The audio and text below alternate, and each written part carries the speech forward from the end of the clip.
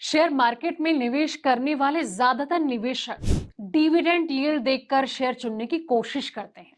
अब पहली नजर में ज्यादा डिविडेंड यील्ड वाला शेयर अट्रैक्टेड लगता है, लेकिन निवेश की दुनिया में यही सबसे बड़ा भ्रम साबित हो सकता है दोस्तों। किसी कंपनी का डिविडेंड यील्ड केवल इस बात पर डिपेंड नहीं करता कि वो कितना डिविडेंड दे रही है, बल्कि ये भी इस पर डिपेंड करता है कि उसके शेयर की कीमत कितनी है। कई बार शेयर की कीमत में तेज गिरावट आने से भी जो डिविडेंड यील्ड है वो बढ़ जाती है। ऐसे में केवल ऊंचा डिविडेंड यील्ड देखकर निवेश करना जोखिम भरा यानी कि रिस्क आपके लिए साबित हो सकता है। तो आइए जानते हैं उन कंपनियों के बारे में जो सिर्फ ऊंचा डिविडेंड देने वाली नहीं है, बल्कि मजबूत कैश फ्लो, बेहतर बैलेंस शीट और स्थिर मुनाफे के दम पर लंबे समय तक निवेशकों को कमाई कराने की क्षमता भी रखती है। नमस्कार, मैं हूं आपके साथ संध्या बिष्ट और आप देख रहे हैं द इकोनॉमिक टाइम्स हिंदी। दोस्तों, इसमें सबसे पहला नंबर है कोल इंडिया, कैश का मजबूत किला। इसी सूची में पहला नाम जो है कोल इंडिया का आता है, क्योंकि कंपनी का डिविडेंड यील्ड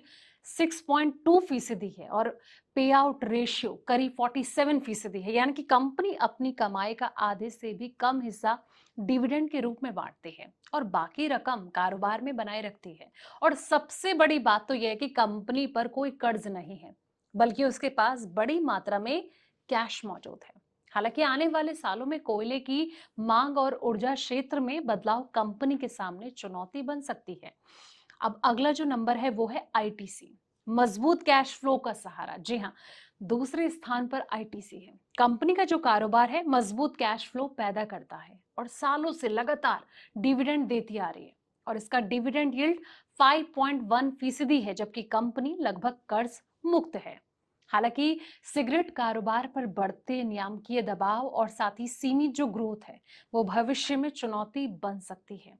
इसी लिस्ट में अगला जो नाम है वो है कैस्ट्रॉल इंडिया। जी हाँ, 100% से ज्यादा पे आउट के बावजूद ये काफी स्ट्रॉन्ग है। तीसरे नंबर पर कैस्ट्रॉल इंडिया है दोस्तों। हाल के सालों में कंपनी का जो पे आउट रेशियो है 139% था, अगले साल 138% रहा और वर्तमान में ये लगभग 121% है। पहली नजर में 100% से ज्यादा पे आउट रेशियो रिस्क भरा लग सकता है, लेकिन कंपनी का जो एसेट लाइट बिजनेस मॉडल है और मजबूत फ्री कैश फ्लो इसे अलग बनाते हैं।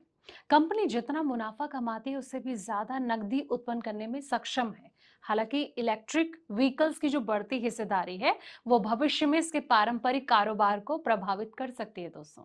और इसी लिस्ट में अगला जो नाम है वो है आरईसी, कम पे आउट ज्यादा सुरक्षा।